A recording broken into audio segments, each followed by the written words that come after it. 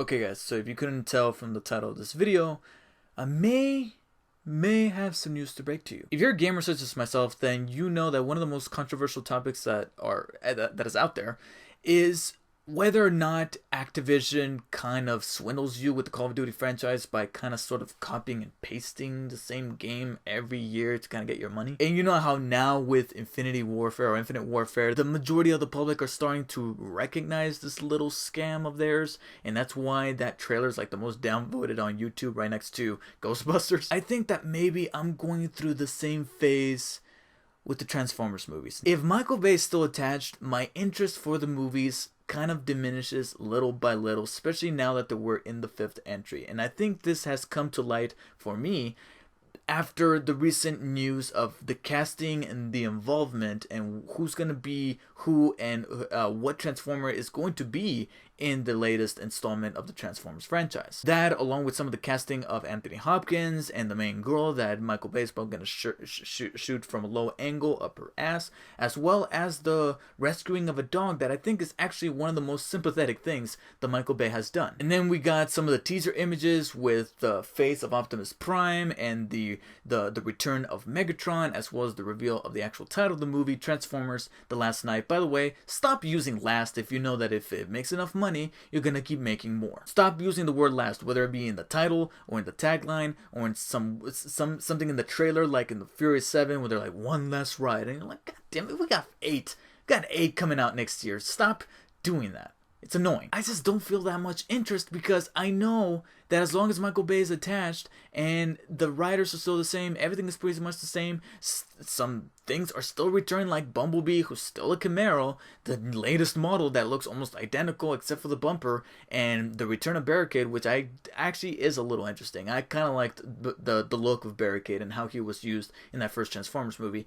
But at this point, I'm starting to feel a little bit of fatigue. And other than that, I feel like when I go see the movie, which, guilty as charged, I will still go see because it is still Transformers and it's still a summer tentpole film for that year, that I feel kind of sort of in obligation to go see and to give you my opinion. But I feel even prior to that it's going to still have the same problems that all the previous Transformer movies have had. I will not be surprised if this dog that Michael Bay rescued to put in the movie ends up humping one of the robots again. The only thing that I think could be a little interesting is something that people are kind of starting to pull apart with the little teaser image of Optimus Prime, noting the optics in his eyes that are purple. Who has purple eyes in the Transformer universe? At least for the majority of the pantheon of Transformers, from the cartoons to even the movies, Decepticons. The purple is like the definitive color for the Decepticons, whereas red is for Autobots. So people are theorizing: does Optimus Prime get infected somehow by Dark Energon, and maybe that's how he becomes Nemesis Prime? Who knows? Maybe that's where the Last Knight comes in to kind of rescue him. And the reason why I find this interesting is because they could use this in a clever way to kind of explain why Optimus has been a little bit of a dick for the past 2 or 3 movies, because Optimus was a legitimate hero and a leader in that first movie, but as the films went on, he started to be kind of scary, and Optimus is not supposed to be scary. In that last movie, he threatened in cold blood, or he announced, he didn't even threaten, he announced, he proclaimed in cold blood, I'm going to kill this guy who threatened to bring about the extinction of our world. And he wasn't talking about Transformer, he was talking about a human being blasting the flesh from his bones away.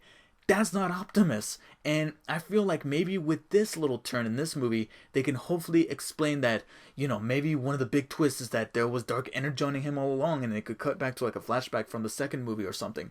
And that would actually be a nice little tie-in to kind of rectify this, similar to how Days of Future Past fixed the mess that was the last 2 or 3 X-Men movies, not counting First Class. I like First Class. Besides that though, I don't feel any humongous excitement for the film until we might see a trailer and maybe they could show some cool stuff. But guess what else also did that? The last 3 Transformer movies. I feel like just things aren't going to be changing as long as those movies are ranking in money, whether it be from the United States or even bigger yet, overseas, because those Chinese, they love their orcs, they love their Azeroth, and they also love their Transformers that are basically just giant robots. You put giant robots in anything, you're going to make bank overseas, guaranteed, because they just love that over there. So that's my story as to why I just don't feel a genuine of a connection with Transformers from the movies, and hopefully you guys understand it. If you do or you don't, please let me know in the comments below. Like and share this video, and please subscribe. Thank you guys for watching. I'll see you